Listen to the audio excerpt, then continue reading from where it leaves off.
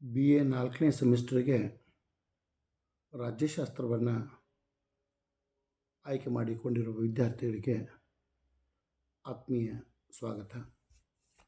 ಇವತ್ತು ನಾನು ತಮಗೆ ಭಾರತದ ಪ್ರಾಚೀನ ರಾಜಕೀಯ ವಿಚಾರಗಳು ಹಾಗೂ ಸಂಸ್ಥೆಗಳು ಈ ವಿಷಯದಲ್ಲಿ ಗಾಂಧೀಜಿಯವರ ವರ್ಣಾಶ್ರಮ ಧರ್ಮದ ಬಗ್ಗೆ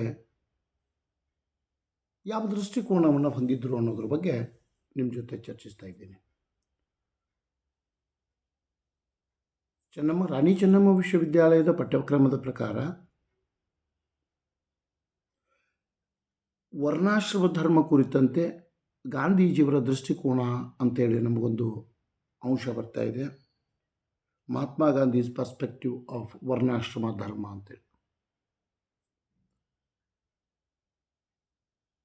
ಗಾಂಧೀಜಿಯವರನ್ನು ನಾವು ಪ್ರಾಥಮಿಕ ಶಾಲೆಯಿಂದನೂ ಅಧ್ಯಯನ ಮಾಡ್ತಾ ಬಂದಿದ್ದೀವಿ.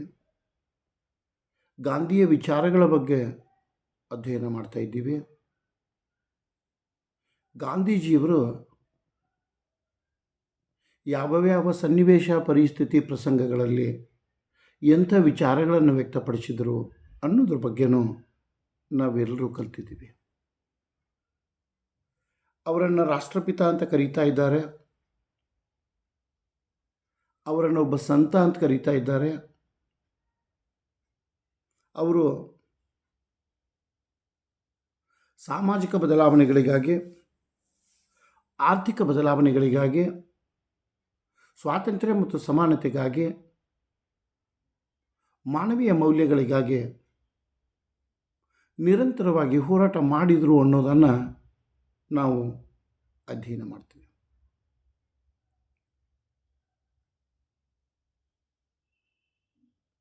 ಅವರನ್ನು ದಾರ್ಶನಿಕರು ಅಂತ ಕರೀತಾ ಇದ್ದಾರೆ, ಶಿಕ್ಷಣ ಪ್ರೇಮಿ ಅಂತ ಕರೀತಾ ಇದ್ದಾರೆ, ರಾಜಕೀಯ ಚಿಂತಕ ಅಂತ ಕರೀತಾ ಇದ್ದಾರೆ. ಅದೇ ವೇಳೆಗೆ ಒಂದಿಷ್ಟು ಜನ ಅವರನ್ನು ಹಿಂದೂ ಧರ್ಮ ವಿರೋಧಿ ಅಂತ ಟೀಕೆ ಮಾಡೋದನ್ನು ನಾವು ಕಾಣ್ತಾ ಇದ್ದೀವಿ. ಪ್ರಜಾಪ್ರಭುತ್ವ ವ್ಯವಸ್ಥೆಯಲ್ಲಿ ಟೀಕೆ ಮಾಡೋದು ತಪ್ಪಲ್ಲ, ಅವರ ವಿಚಾರಗಳನ್ನು ಒಪ್ಪಬೇಕು ಅನ್ನುವ ನಿಯಮವೂ ಇಲ್ಲ. ಆದರೆ ರಾಜ್ಯಶಾಸ್ತ್ರದ ವಿದ್ಯಾರ್ಥಿಗಳಾದಂಥ ನಾವುಗಳು ಗಾಂಧೀಜಿಯವರು ವರ್ಣಾಶ್ರಮ ಧರ್ಮದ ಬಗ್ಗೆ ಎಂಥ ವಿಚಾರಗಳು ಹೊಂದಿದ್ರು ಅನ್ನೋದ್ರ ಬಗ್ಗೆ ತಿಳ್ಕೊಳ್ಳೋದು ನಮ್ಮ ಪಠ್ಯಕ್ರಮದ ಪ್ರಕಾರ ಇವತ್ತಿನ ಅವಶ್ಯಕತೆಯಾಗಿದೆ. 1920 ಸುಮಾರಿಗೆ ಅವರು ಗುಜರಾತಿ ಪತ್ರಿಕೆಯಲ್ಲಿ ಒಂದು ಲೇಖನವನ್ನು ಬರೀತಾ ಇದ್ದಾರೆ. 1920ರಲ್ಲಿ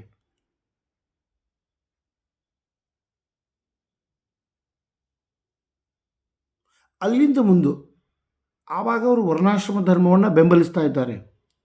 ತದನಂತರ 1930ರ ದಶಕದಲ್ಲಿ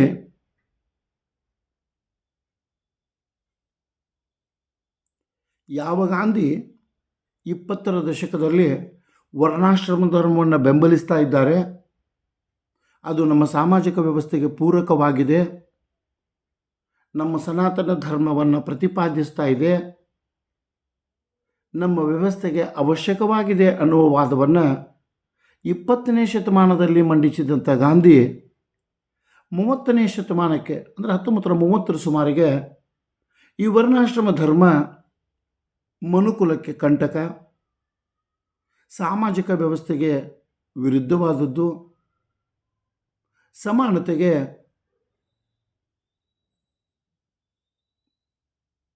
ಸಮಾನತೆಯನ್ನು ಪ್ರತಿಪಾದಿಸುವುದಿಲ್ಲ, ಮನುಷ್ಯರನ್ನು ವಿಭಜಿಸ್ತಾ ಇದೆ, ನಮ್ಮ ಶಾಂತಿ ಮತ್ತು ನಮ್ಮ ವ್ಯವಸ್ಥೆಯನ್ನು ಹಾಳು ಮಾಡ್ತಾ ಇದೆ, ಇದೊಂದು ಕಳಂಕ, ಇದೊಂದು ಮಾರಕ ರೋಗ, ಇದೊಂದು ಮಾರಕ ವ್ಯವಸ್ಥೆ ಅನ್ನೋದನ್ನು 1930ರ ಸುಮಾರಿಗೆ ಅವರು ಹೇಳ್ತಾ ಇದ್ದಾರೆ. ಯಾವ ವ್ಯಕ್ತಿ 1920ರ ಸುಮಾರಿಗೆ ಇದೊಂದು ಸಾಮಾಜಿಕ ಲಾಭ ಅಂತ ಹೇಳ್ತಾ ಇದ್ದಾರೆ, ಸಾಮಾಜಿಕ ವ್ಯವಸ್ಥೆಗೆ ಪೂರಕವಾಗಿದೆ ಅಂತ ಹೇಳ್ತಾ ಇದ್ದಾರೆ, ಅದೇ ವ್ಯಕ್ತಿ 1930ರ ಸುಮಾರಿಗೆ ಇದೊಂದು ಕಳಂಕ, ಇದೊಂದು ಮಾರಕ, ಇದು ಸಮಾನತೆಗೆ ವಿರುದ್ಧವಾದದ್ದು, ಇದು ಸಾಮಾಜಿಕ ವ್ಯವಸ್ಥೆಯನ್ನು ಹಾಳು ಮಾಡ್ತಾ ಇದೆ, ಇದು ಇರಬಾರ್ದು ಅನ್ನೋ ವಾದವನ್ನು ನಮ್ಮ ಮುಂದೆ ಇಡ್ತಾ ಇದ್ದಾರೆ.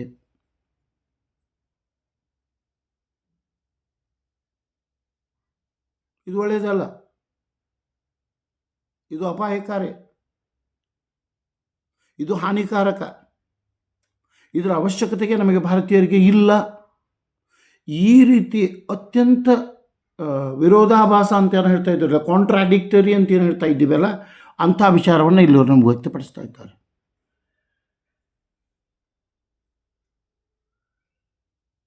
ಇಲ್ಲಿ ಒಂದು ಮಾತನ್ನು ನಾವು ಗಮನಿಸಬೇಕು. ಯಾವ ಗಾಂಧಿ 20ರಲ್ಲಿ ಈ ವರ್ಣಾಶ್ರಮ ಧರ್ಮವನ್ನು ಪ್ರತಿಪಾದಿಸ್ತಾ ಇದ್ದರೋ ಅವರೇ 30ರ ದಶಕದಲ್ಲಿ ಇದನ್ನು ವಿರೋಧಿಸಲಿಕ್ಕೆ ಕಾರಣೀಭೂತರಾದವರು ಇಬ್ಬರು ಜನ ವ್ಯಕ್ತಿಗಳನ್ನು ನಾವು ನೆನಪಿಟ್ಕೊಳ್ಬೇಕು. ಡಾಕ್ಟರ್ ಬಿ ಆರ್ ಅಂಬೇಡ್ಕರ್ ಅವರು ಹಾಗೂ ಜಗಜೀವನ್ ರಾಮ್ ಅವರು ಅವರ ಮೇಲೆ, ಗಾಂಧೀಜಿಯವರ ಮೇಲೆ ಪ್ರಭಾವ ಬೀರ್ತಾ ಇದ್ದಾರೆ ಈ ವಿಷಯದಲ್ಲಿ. ಅಂದರೆ ವರ್ಣಾಶ್ರಮ ಧರ್ಮ ಕೆಳವರ್ಗದವರಿಗೆ, ದಲಿತರಿಗೆ, ಮಹಿಳೆಯರಿಗೆ, ಆದಿವಾಸಿಗಳಿಗೆ, ಒಟ್ಟಿನಲ್ಲಿ ದುರ್ಬಲರಿಗೆ ಯಾವ ರೀತಿ ಹಾನಿಕರಕವಾಗಿದೆ, ಮಾರಕವಾಗಿದೆ, ಅವರಿಗೆ ಯಾವ ರೀತಿ ಕಳಂಕವನ್ನು ತರ್ತಾ ಇದೆ ಅನ್ನುವುದರ ಬಗ್ಗೆ ಅವರಿಗೆ ಮನದಟ್ಟಾಗುವಂತೆ ತಿಳಿ ಹೇಳ್ತಾರೆ ಅನ್ನೋದನ್ನು ನಾವಿಲ್ಲಿ ಕಾಣ್ತಾ ಇದ್ದೀವಿ. ಆದರೂ ಕೂಡ 20ರ ದಶಕದ ಗಾಂಧೀಜಿಯವರ ಈ ವರ್ಣಾಶ್ರಮ ಧರ್ಮದ ವಿಚಾರಗಳನ್ನು ನಾವು ತಿಳಿದುಕೊಳ್ಬೇಕಾಗ್ತಾ ಇದೆ. ಇದನ್ನು ಹೇಳುವಂಥ ಸಮಯದಲ್ಲಿ ಗಾಂಧೀಜಿಯವರು ನಮ್ಮ ಮೊದಲನೇದಾಗಿ ಏನು ಹೇಳ್ತಾ ಇದ್ದಾರಪ್ಪ ಅಂತಂದರೆ, ವರ್ಣಾಶ್ರಮ ಧರ್ಮ ಈ ಸಾಮಾಜಿಕ ವ್ಯವಸ್ಥೆಯ ಅಥವಾ ಸಾಮುದಾಯಿಕ ವ್ಯವಸ್ಥೆಯ ಅಗತ್ಯಗಳ ಸಾಧನ ಅಂತ ಹೇಳ್ತಾ ಇದ್ದಾರೆ. ಇದೊಂದು ಸಾಮಾಜಿಕ ವ್ಯವಸ್ಥೆಯ ಅಥವಾ ಸಮುದಾಯದ ಅಗತ್ಯಗಳ ಸಾಧನ ಅನ್ನೋದನ್ನು ನಮಗಿವರು ಹೇಳ್ತಾ ಇದ್ದಾರೆ.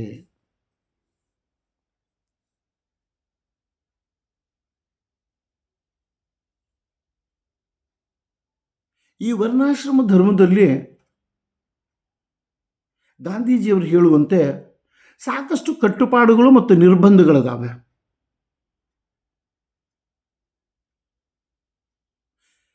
ಸಾಮಾನ್ಯವಾಗಿ ಈ ಕಟ್ಟುಪಾಡುಗಳು ಮತ್ತು ನಿರ್ಬಂಧಗಳು ಧಾರ್ಮಿಕ ಸ್ವರೂಪದವದಾವೆ. ವರ್ಣಾಶ್ರಮ ಧರ್ಮವನ್ನು ಮಾತನಾಡುವಂಥ ಸಮಯದಲ್ಲಿ ಧಾರ್ಮಿಕ ಸ್ವರೂಪದವದಾವೆ ಅನ್ನೋದನ್ನು ನಾವು ನೆನಪಿಟ್ಕೊಳ್ಬೇಕು. ಈ ವರ್ಣಾಶ್ರಮ ಧರ್ಮ ಕೆಲವು ಕಟ್ಟುಪಾಡುಗಳನ್ನು, ಕೆಲವು ನಿರ್ಬಂಧಗಳನ್ನು ಹೇರ್ತಾ ಇದೆ ಅನ್ನೋದನ್ನು ಗಾಂಧಿ ಒಪ್ಕೊಳ್ತಾ ಇದ್ದಾರೆ. ಆದರೆ ಅವರು ಏನನ್ನು ಹೇಳ್ತಾರೆ ಅಂತಂದರೆ, ಈ ಕಟ್ಟುಪಾಡುಗಳು ಮತ್ತು ನಿರ್ಬಂಧಗಳು ಒಂದು ಸಮುದಾಯದ ವೈವಿಧ್ಯಮಯ ಅಗತ್ಯತೆಗಳನ್ನು ಪೂರೈಸಲಿಕ್ಕೆ ಅವಶ್ಯಕ ಅಂತ ಹೇಳ್ತಾ ಇದ್ದಾರೆ. ಪ್ರತಿ ಸಮುದಾಯಕ್ಕೆ, ಪ್ರತಿ ಸಮಾಜಕ್ಕೆ, ಪ್ರತಿ ವ್ಯವಸ್ಥೆಗೆ ಕೆಲವೊಂದಿಷ್ಟು ಅಗತ್ಯತೆಗಳಿದ್ದಾವೆ. ವಿವಿಧ ಅಗತ್ಯತೆಗಳು ಅಂತ ಕರಿಬೋದು ನಾವು. ಅದು ಸೇವೆ ಇರ್ಬೋದು, ಬೆಂಬಲ ಇರ್ಬೋದು, ಸಹಕಾರ ಇರ್ಬೋದು, ಸಹಜೀವನ ಇರ್ಬೋದು, ಪರಸ್ಪರ ಅವಲಂಬನೆ ಇರ್ಬೋದು. ಈ ರೀತಿ ಕೆಲವೊಂದಿಷ್ಟು ಅಗತ್ಯತೆಗಳಿದ್ದಾವೆ. ಆ ಅಗತ್ಯತೆಗಳನ್ನು ಪೂರೈಸುವುದಕ್ಕೆ ಈ ವರ್ಣಾಶ್ರಮ ಧರ್ಮ ಬೇಕು ಅಂತ ಹೇಳ್ತಾ ಇದ್ದಾರೆ. ಯಾಕೆಂದರೆ ಗಾಂಧೀಜಿಯವರ ಪ್ರಕಾರ ಈ ವರ್ಣಾಶ್ರಮ ಧರ್ಮದ ಮೂಲಕ, ಈ ವರ್ಣಾಶ್ರಮ ಧರ್ಮವನ್ನು ಪಾಲಿಸುವ ಮೂಲಕ ನಾವುಗಳು ಸಾಮಾಜಿಕ, ಆರ್ಥಿಕ, ರಾಜಕೀಯ ಮತ್ತು ಧಾರ್ಮಿಕ ಅಗತ್ಯತೆಗಳನ್ನು ಒದಗಿಸಲಿಕ್ಕೆ ಅಥವಾ ಪೂರೈಸಲಿಕ್ಕೆ ಸಾಧ್ಯ ಆಗ್ತಾ ಇದೆ ಅಂತ ಹೇಳ್ತಾ ಇದ್ದಾರೆ. ಅವರು ಯಾವ ನಿಟ್ಟಿನಲ್ಲಿ ಈ ವಾದವನ್ನು ಮಂಡಿಸ್ತಾರೆ ಅನ್ನೋದು ಸ್ವಲ್ಪ ಸಮರ್ಥಿಸಿಕೊಳ್ಳುವುದು ಕಷ್ಟಕರ. ಯಾಕಂದರೆ ವರ್ಣಾಶ್ರಮ ಧರ್ಮ ನಮ್ಮ ಸಾಮಾಜಿಕ, ಆರ್ಥಿಕ, ಧಾರ್ಮಿಕ ಮತ್ತು ರಾಜಕೀಯ ಅವಶ್ಯಕತೆಗಳನ್ನು ಪೂರೈಸಲಿಕ್ಕೆ, ನಮ್ಮನ್ನು ಸಶಕ್ತರನ್ನಾಗಿ ಮಾಡಲಿಕ್ಕೆ, ನಮ್ಮನ್ನು ಸಬಲರನ್ನಾಗಿ ಮಾಡಲಿಕ್ಕೆ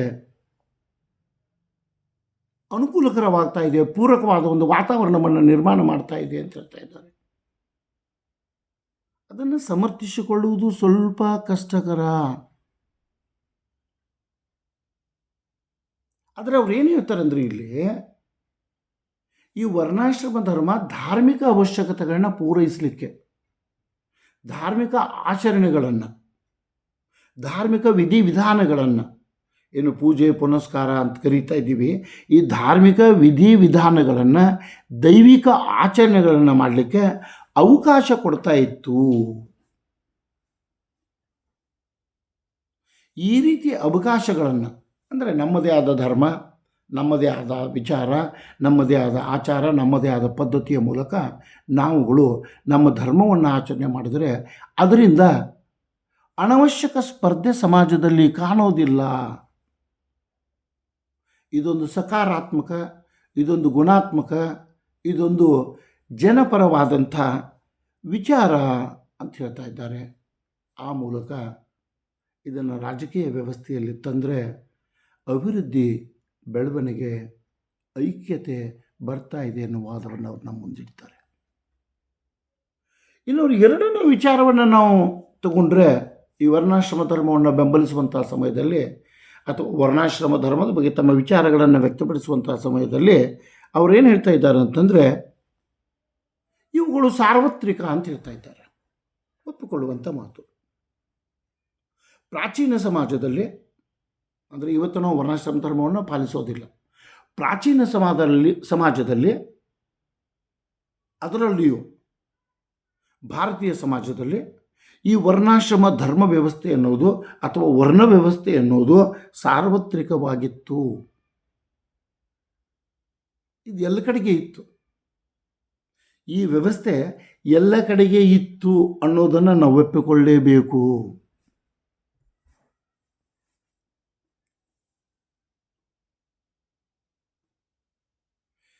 ಹಿಂದೂ ವಿಚಾರವಾದಿಗಳ, ಹಿಂದೂ ಚಿಂತಕರ, ಹಿಂದೂ ಸಂಶೋಧಕರ ಒಂದು ಅದ್ಭುತವಾದ ಸಂಶೋಧನೆ, ಒಂದು ಅದ್ಭುತವಾದ ಪರಿಕಲ್ಪನೆ, ಒಂದು ಅದ್ಭುತವಾದ ವಿಚಾರ ಅಂದರೆ ಈ ವರ್ಣಾಶ್ರಮ ಧರ್ಮ ಅಂತ ಅವ್ರು ಹೇಳ್ತಾ ಇದ್ದಾರೆ. ಗಾಂಧೀಜಿಯವರು ಏನು ವಾದ ಮಂಡಿಸ್ತಾ ಇದ್ದಾರೆ ಅಂತಂದರೆ, ಈ ವರ್ಣಾಶ್ರಮ ಧರ್ಮ ಕೇವಲ ಭಾರತಕ್ಕೆ ಮಾತ್ರ ಅನ್ವಯವಾಗಕೂಡುದು. ಈ ವರ್ಣಾಶ್ರಮ ಧರ್ಮ ಕೇವಲ ಭಾರತೀಯರಿಗೆ ಮಾತ್ರ ಅಲ್ಲ, ಇಡೀ ಜಗತ್ತಿಗೆ ಇದು ಬರಬೇಕು ಅಂತ ಹೇಳ್ತಾ ಇದ್ದಾರೆ. ಬಹುಶಃ ಇದಕ್ಕೆ ಕಾರಣ ಏನಿರ್ಬೋದು ಅಂತಂದರೆ, ಅವರೇನು ಸೌತ್ ಆಫ್ರಿಕಾದಲ್ಲಿ ಏನವರು ಅನಾನುಕೂಲತೆಗಳನ್ನು ಎದುರಿಸ್ತಾ ಇದ್ದಾರಲ್ಲ, ಸೌತ್ ಆಫ್ರಿಕಾದಲ್ಲಿ ಏನೊಂದು ಅನ್ಯಾಯವನ್ನು ಅನುಭವಿಸ್ತಾ ಇದ್ದಾರಲ್ಲ, ಅಲ್ಲಿ ಆ ಒಂದು ನಿರ್ದಿಷ್ಟ ಕರಿಯ ಜನಾಂಗದವರನ್ನು, ನಿಗ್ರೋಸ್ ಅಂತ ಏನು ಕರೀತಾ ಇದ್ದೀವಿ, ಅವರನ್ನು ಶೋಷಿಸ್ತಾ ಇದ್ದಾರಲ್ಲ, ಅದನ್ನು ಮನಗೊಂಡು ಇವರೇನು ಹೇಳ್ತಾ ಇದ್ದಾರೆ ಅಂದರೆ, ಈ ವರ್ಣಾಶ್ರಮ ಧರ್ಮ ಇಡೀ ಜಾಗತಿಕವಾಗಬೇಕು, ಎಲ್ಲರಿಗೂ ಅನ್ವಯವಾಗಬೇಕು, ಆ ಮೂಲಕ ಇದೊಂದು ಸಾರ್ವತ್ರಿಕ ಧರ್ಮವಾಗಬೇಕು ಅಂತ ಹೇಳ್ತಾ ಇದ್ದಾರೆ. ಸಾರ್ವತ್ರಿಕ ಧರ್ಮವನ್ನು ಇದನ್ನು ಮಾಡುವ ಮೂಲಕ ಅವ್ರು ಏನು ಮಾಡಲಿಕ್ಕೆ ಬಯಸ್ತಾ ಇದ್ದಾರೆ ಅಂದರೆ, ಇಲ್ಲಿ ಸರ್ವ ಜನರನ್ನು ಸಾಮಾಜಿಕವಾಗಿ, ಆರ್ಥಿಕವಾಗಿ, ಧಾರ್ಮಿಕವಾಗಿ ಮತ್ತು ರಾಜಕೀಯವಾಗಿ ಸಮಾಜದ ಮುಖ್ಯವಾಹಿನಿಗೆ ತರಲಿಕ್ಕೆ, ಅಥವಾ ಅವರನ್ನು ಮೇಲೆತ್ತಲಿಕ್ಕೆ, ಅಥವಾ ಅವರ ವ್ಯಕ್ತಿತ್ವಕ್ಕೆ ಒಂದು ನಿರ್ದಿಷ್ಟ ಸ್ವರೂಪವನ್ನು ನೀಡಲಿಕ್ಕೆ ಇಲ್ಲಿ ಗಾಂಧೀಜಿಯವರು ಪ್ರಯತ್ನಿಸಿದ್ದಾರೆ ಅಂತಂದರೆ ತಪ್ಪಾಗಲಿಕ್ಕೆ. ತದನಂತರ ಅವರು ಮತ್ತೊಂದು ಮಾತನ್ನು ಹೇಳ್ತಾ ಇದ್ದಾರೆ. ಈ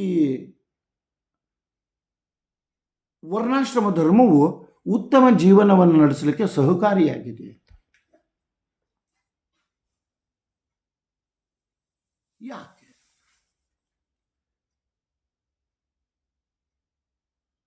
ವರ್ಣಾಶ್ರಮ ಧರ್ಮದ ಮೂಲಕ ಮನುಷ್ಯ ಉತ್ತಮ ಜೀವನವನ್ನು ನಡೆಸಬಹುದು.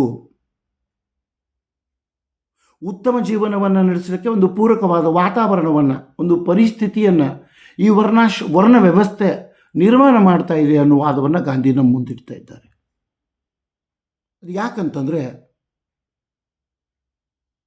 ಸಾಮಾಜಿಕ ಕಟ್ಟುಪಾಡುಗಳು ಅಥವಾ ಈ ವರ್ಣಾಶ್ರಮ ಧರ್ಮದ ವ್ಯವಸ್ಥೆಯ ನಿರ್ಬಂಧಗಳೇನಿದ್ದಾವೆ ಅವು ಮನುಷ್ಯನ ದೈನಂದಿನ ವ್ಯವಹಾರ ಅಥವಾ ದೈನಂದಿನ ಕೆಲಸಗಳಿಗೆ ಸಮರ್ಪಕವಾದ ಮತ್ತು ಪರಿಣಾಮಕಾರಿಯಾದ ಪರಿಹಾರಗಳನ್ನು ಒದಗಿಸಬಲ್ಲವು ಅಂತವ್ರು ಹೇಳ್ತಾ ಇದ್ದಾರೆ. ಅಂದರೆ ಗಾಂಧೀಜಿಯವರ ವಿಚಾರದಲ್ಲಿ ನಮ್ಮ ದೈನಂದಿನ ಸಮಸ್ಯೆಗಳಿಗೆ, ನಮ್ಮ ದಿನನಿತ್ಯದ ಸಮಸ್ಯೆಗಳಿಗೆ ಪರಿಹಾರ ಒದಗಿಸುವ ಏನಾದರೂ ಒಂದು ಶಕ್ತಿ ಅಥವಾ ಸಾಮರ್ಥ್ಯ ಇದ್ದರೆ ಅದು ವರ್ಣ ವ್ಯವಸ್ಥೆಗೆ ಮಾತ್ರ ಅಂತವ್ರು ನಮ್ಗೆ ಹೇಳ್ತಾ ಇದ್ದಾರೆ.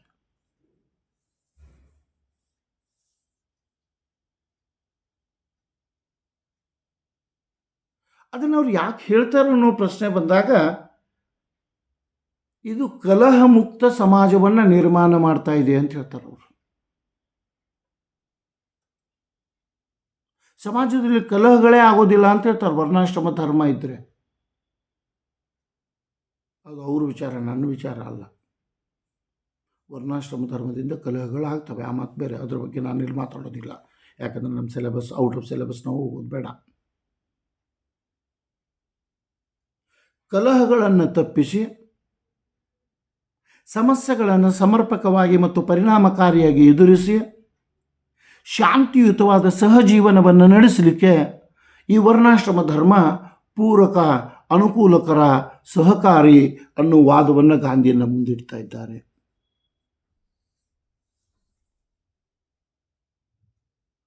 ಅವ್ರು ನಮ್ಗೆ ಮುಂದುವರೆದು ಏನು ಹೇಳ್ತಾರೆ ಅಂತಂದರೆ, ಈ ವರ್ಣಾಶ್ರಮ ಧರ್ಮ ಯಾವ ರೀತಿಯಲ್ಲಿ ನಮ್ಗೆ ಅನುಕೂಲಕರ ಅಥವಾ ಉಪಯೋಗಿ ಅಂತ ಹೇಳ್ತಾರೆ ಅಂತಂದರೆ, ವರ್ಣಾಶ್ರಮ ಧರ್ಮವನ್ನು ಪಾಲಿಸುವ ಮೂಲಕ ಹಸಿವು, ಬಡತನ, ನಿರುದ್ಯೋಗ ಇವೆಲ್ಲವನ್ನು ನಾವು ಪರಿಹರಿಸಬಹುದಂತೆ.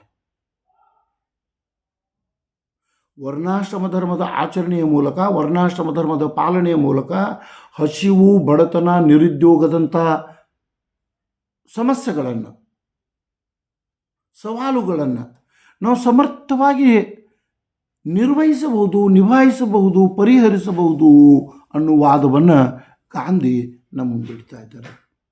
ಅಷ್ಟೇ ಅಲ್ಲ, ಗಾಂಧಿ ಇನ್ನೊಂದು ಮಾತು ಹೇಳ್ತಾ ಇದ್ದಾರೆ. ಜನಸಂಖ್ಯಾ ನಿಯಂತ್ರಣ ಮತ್ತು ಸಾಮಾಜಿಕ ಪಿಡುಗುಗಳನ್ನು ನಿಯಂತ್ರಿಸಲಿಕ್ಕೂ ಕೂಡ ಇದು ಸಹಕಾರಿಯಾಗಿದೆ.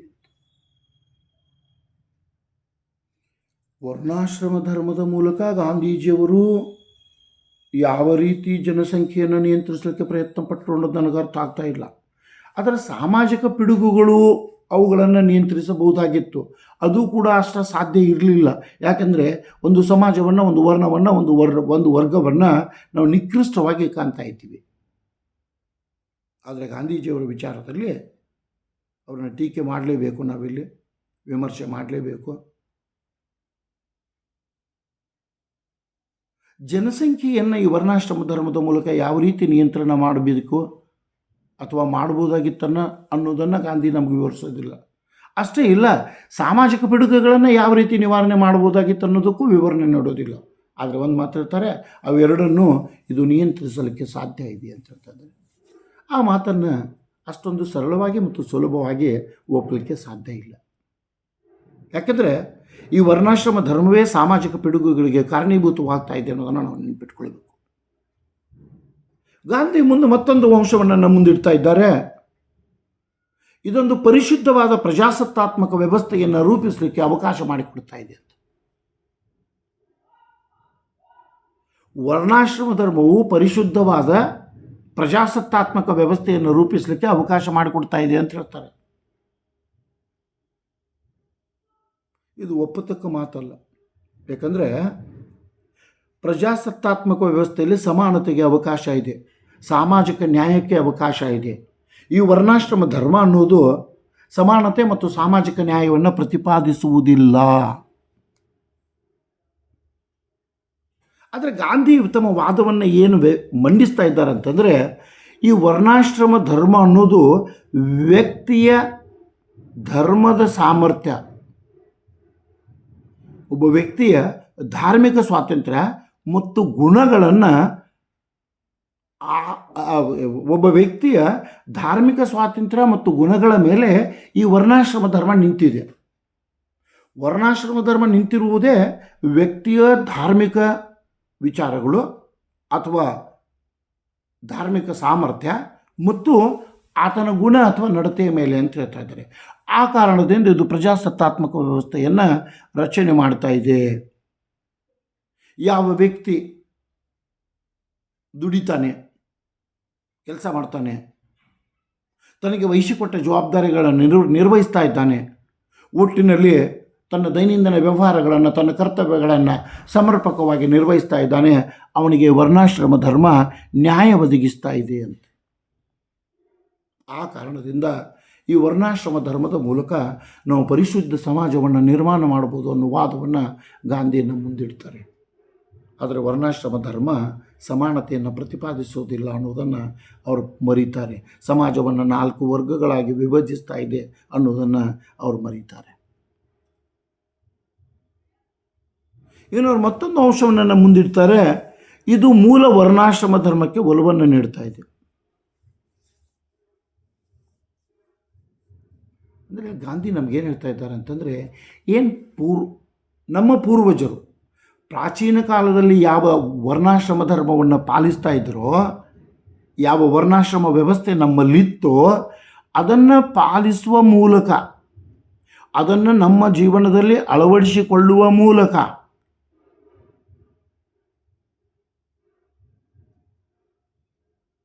ನಾವು ಪರಿಶುದ್ಧರಾಗ್ತೀವಿ ಅಂತ ಹೇಳ್ತಾ ಇದ್ದಾರೆ. ಯಾಕಂದರೆ ಅದೊಂದು ದೈವಿಕ ಶಕ್ತಿಯನ್ನು ಹೊಂದಿತ್ತು ಅಂತ. ಅದೊಂದು ಧರ್ಮದ ವ್ಯವಸ್ಥೆಯ ಮೇಲೆ ನಿಂತಿತ್ತು, ಅದು ಶ್ರಮದ ವ್ಯವಸ್ಥೆಯ ಮೇಲೆ ನಿಂತಿತ್ತು. ಆ ಕಾರಣಕ್ಕಾಗಿ ಮೂಲ ವರ್ಣಾಶ್ರಮ ಧರ್ಮ ನಮ್ಮಲ್ಲಿ ಇರಬೇಕು ಅನ್ನೋ ವಾದವನ್ನು ಅವರು ನಮ್ಮ ಮುಂದಿಡ್ತಾ ಇದ್ದಾರೆ. ಆದರೆ ಕೊನೆಗೆ ಬಂದು ಗಾಂಧಿ ಒಂದು ಮಾತನ್ನು ಹೇಳ್ತಾ ಇದ್ದಾರೆ.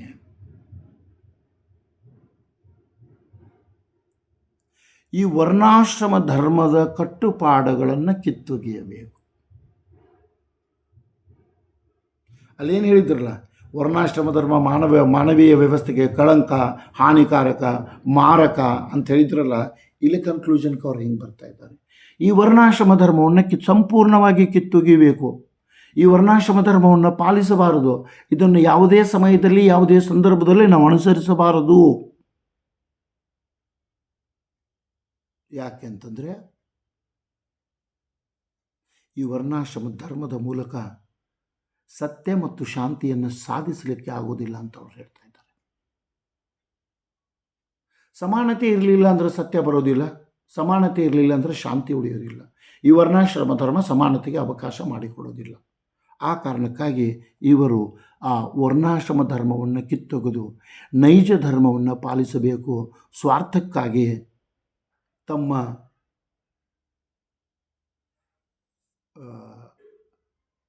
ಅವಶ್ಯಕತೆಗಳನ್ನು ಪೂರೈಸಿಕೊಳ್ಳುವುದಕ್ಕಾಗಿ ಈ ವರ್ಣಾಶ್ರಮ ಧರ್ಮವನ್ನು ಪಾಲಿಸದೆ ನೈಜ ನಿಯಮಗಳನ್ನು ಪಾಲಿಸಬೇಕು, ವರ್ಣಾಶ್ರಮ ಧರ್ಮವನ್ನು ಕಿತ್ತೊಗೆಯಬೇಕು ಅಂತ ಗಾಂಧಿ ನಮ್ಮ ಮುಂದೆ ಇಡ್ತಾ ಇದ್ದಾರೆ. ಅಂದರೆ ಇಲ್ಲಿ ನಾವೇನು ಕಂಡುಕೊಳ್ತಾ ಇದ್ದೀವಿ ಅಂತಂದರೆ, ಗಾಂಧೀಜಿಯವರು 20ನೇ ಶತಮಾನದಲ್ಲಿ ಇದನ್ನು ಪ್ರತಿಪಾದಿಸ್ತಾ ಇದ್ದಾರೆ, ತದನಂತರ ವಿರೋಧಿಸ್ತಾ ಇದ್ದಾರೆ. ಅದು ಅವರ ವಿಚಾರಗಳು. ಅವರ ಎಲ್ಲ ವಿಚಾರಗಳನ್ನು ಒಪ್ಪಬೇಕು ಅನ್ನುವ ಕಟ್ಟುಪಾಡು ನಮ್ಮ ಮೇಲಿಲ್ಲ, ಅಥವಾ ಅವರೆಲ್ಲ ವಿಚಾರಗಳು ತಪ್ಪು ಅನ್ನುವಾದವು ನಮ್ಮದಲ್ಲ. ಆದರೆ ವರ್ಣಾಶ್ರಮ ಧರ್ಮ ಪ್ರಜಾಸತ್ತಾತ್ಮಕ ವ್ಯವಸ್ಥೆಗೆ, ಒಂದು ಪ್ರಜಾಸತ್ತಾತ್ಮಕ ರಾಷ್ಟ್ರಕ್ಕೆ ಪೂರಕವಾದದ್ದಲ್ಲ. ಸಮಾನರ ಸಮಾಜದ ನಿರ್ಮಾಣಕ್ಕೆ ಇದು ಸಹಕಾರಿಯಲ್ಲ. ಮಾನವರಲ್ಲಿ ಭಿನ್ನಾಭಿಪ್ರಾಯವನ್ನು ರೂಪಿಸುವ, ಮನುಷ್ಯರನ್ನು 4 ವರ್ಗಗಳನ್ನಾಗಿ ರಚಿಸುವ ಇಂಥ ಒಂದು ವರ್ಣಾಶ್ರಮ ಧರ್ಮವನ್ನು ನಾವುಗಳು ಗಾಂಧೀಜಿಯವರು ಒಂದು ಹಂತದಲ್ಲಿ ಒಪ್ಪಿಕೊಂಡರೂ ಕೂಡ, ಪ್ರತಿಪಾದಿಸಿದರೂ ಕೂಡ ಒಪ್ಪಿಕೊಳ್ಳಲಿಕ್ಕೆ ಸಾಧ್ಯ ಇಲ್ಲ ಅಂತ ಹೇಳ್ತಾ ಇವತ್ತಿನ ನನ್ನ ವಿಚಾರಗಳನ್ನು ಮುಗಿಸ್ತಾ ಇದ್ದೀನಿ. Thank you everybody.